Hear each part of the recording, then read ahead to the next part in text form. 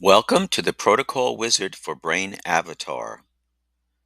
The purpose of this software is to make getting started with neurofeedback much easier. This will be a way to create brain maps with QEEG Pro Z-scores, protocols with QEEG Pro's database, client reports. It'll allow you to edit the raw EEG. It also contains a protocol guide that is like an information center to help you to get started. Let's begin with our first client, and his name is Yi. We've changed his name. We're going to open up his file, and now we're going to process his file. Why? We're going to edit it so we have good data to make a brain map. I click Process,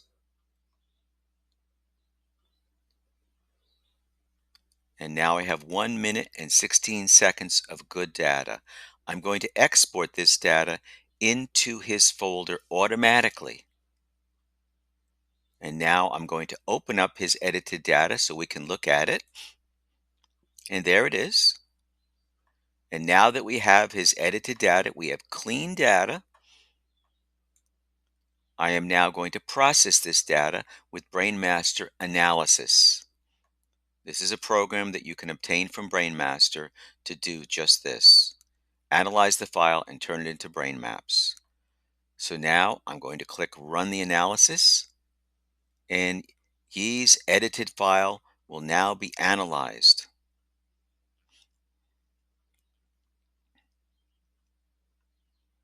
And now that the analysis process is completed, I'm going to close BrainAvatar, and now I'm going to load in his report that is processed with QEEG Pro Z-scores. And there's his age, and we're going to call him Yi, although you might want to use a client ID number.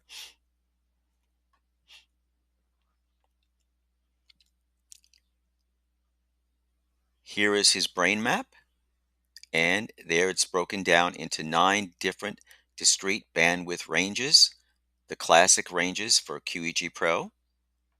And here's it, the same data broken down into 15 bandwidths, the same data that is now broken down into sLORETA. And here we see the various sLORETA sites. You might be saying, well, I don't know what those sites mean.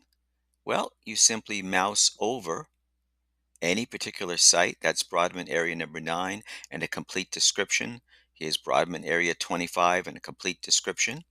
It's right there for you. Now, frontal lobe slowing. Of course, in your workshop, you learned that that often applies to attention deficit disorder. And these are the sites that correspond to his data and the literature to determine what we should train. Now, you might say, I'm not familiar with the International 1020 system. Well, I'll put my mouse over it, and I come up with a pop-up that explains that FP1 is part of the prefrontal cortex. Or what about FZ? It's part of the anterior cingulate. So our mouse over pop-ups help us to understand what each individual region of interest is and its function. But now that we have his symptom, and now that we have a brain map, and we've selected the sites that correspond to that symptom, I'm going to create protocols and report. Now, here is Yi's report.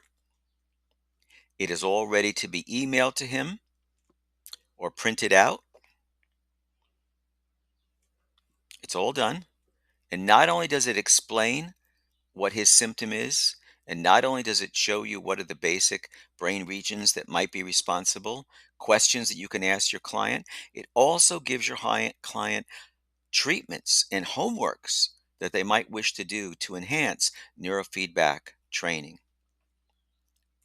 But what's in the other folder? It says Match for Focus. So here are QEEG Pro Z scores.